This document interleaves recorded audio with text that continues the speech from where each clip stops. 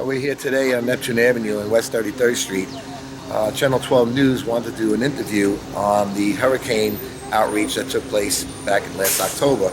It is almost a year to today when reaching out, the First-Hand Emergency Action Team was here to set up tents, supplying food, water, and all other supplies that the people would have needed because there was no electric, there was no water, there was absolutely nothing happening here.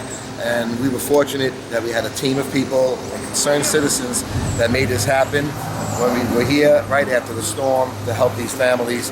And obviously we've been doing that for the last 11 months that took place after the hurricane. So with this, Channel 12 News wants to do a little bit of an interview, I guess as an anniversary, sharing about what has happened almost in the last 12 months since the time of the hurricane. Just about a year ago, we were right here lined up. You sent me a picture, a bunch of pictures. I interviewed Deborah. What do you remember specifically from that day? Well, that day, obviously, when we came here to set up, we had basically no idea of how we're going to secure the resources, the food, the water, and everything. So we did announce it publicly through social media.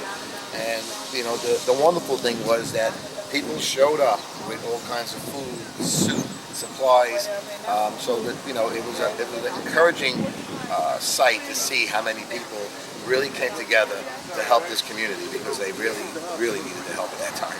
Now, where is your food pantry located? Our food pantry is located in Bensonhurst, which is on 77th Street and the Utrecht Avenue. But we service almost the whole southwest part of Brooklyn because the need is great. So this is one of the communities that we also help. What do you remember specifically about Sandy, the day that it struck, the day after it struck, specifically here in Coney Island? How were the residents feeling? What were they without? Well, they were without everything. I mean, they had no electric, they had no running water, they had no services whatsoever.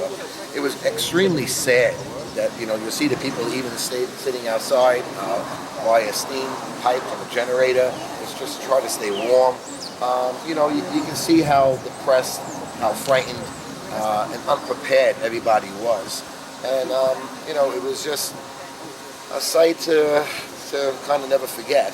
And, we were glad that throughout the months, things became a little more stable. But it's been tough on so many of these people. So what inspires you to keep doing this day after day? Well, I was fortunate enough to start the organization 24 years ago. I mean, everybody has some form of altruistic spirit in them. And, it's great to give back. It's great to help others. And I guess, everybody has a certain calling, and that was God's calling in my life, is to help those who are not able to help themselves. How does it make you feel to see Deborah and other residents here a year later still remember how much you guys have done for them on that specific day? It feels good that we have established a relationship that we can hopefully continue to help them. And we've been doing that for the last 10 months as we were able to receive the supplies to do so. I still hear that she has, troubles in the community as far as people are still hungry, people still need supplies. And we're hoping that we can do that, but we're going to need to secure some, the resources to do so. Okay, Deborah, obviously it's been almost a year since the time we first met, and our First-Hand Action Team from Reaching Out Community Services came and supplied water and food, and we've been helping throughout the months. So I want to know what has been happening almost a year ago. What's happening now in this community?